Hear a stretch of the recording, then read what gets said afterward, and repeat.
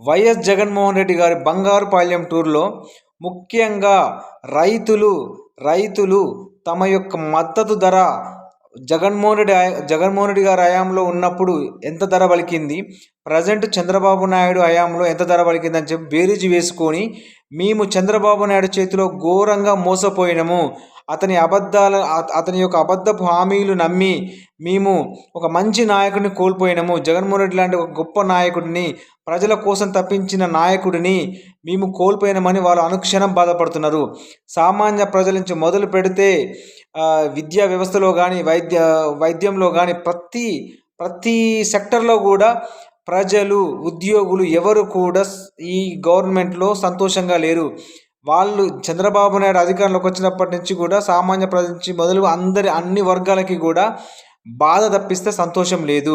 ఎందుకంటే గత జగన్మోహన్ రెడ్డి గారి హయాంలో వరి మద్దతు ధర విషయంలో కానీ, చెరుకు మద్దతు ధర విషయంలో కానీ, మిర్చి మద్దతు ధర విషయంలో కానీ, పొగాకు మద్దతు ధర విషయంలో కానీ, మామిడి ధర విషయంలో కానీ ఎక్కడ కూడా అతడు రైతన్నలు ధర్నా చేయకముందే వాళ్ళకు గిట్టుబాటు ధర కలిగించే విధంగా వాళ్ళకు మంచి మద్దతు ధర ఆ రోజు జగన్మోహన్ రెడ్డి గారు కల్పించిండు. బట్ ఈరోజు చంద్రబాబు నాయుడులో ప్రతి రైతన్నల కంట కన్నీరే మిగిలింది తప్పిస్తే వాళ్ళకు సంతోషం లేదు. ముఖ్యంగా మామిడి ధర జగన్మోహన్ రెడ్డి గారు సీఎంగా ఉన్నప్పుడు దాదాపు కిలోకి 15 నుంచి 17 రూపాయలు పలికింది. బట్ ఈరోజు కిలో కేవలం రూపాయ. అందుకే మామిడి రైతులు వాళ్ళ యొక్క చెట్లను నరికేసి ఆ మామిడి పండ్ల లోడ్ని చంద్రబాబు నాయుడు ప్రభుత్వానికి నిరసనగా రోడ్ల మీద పారేసిర్రు.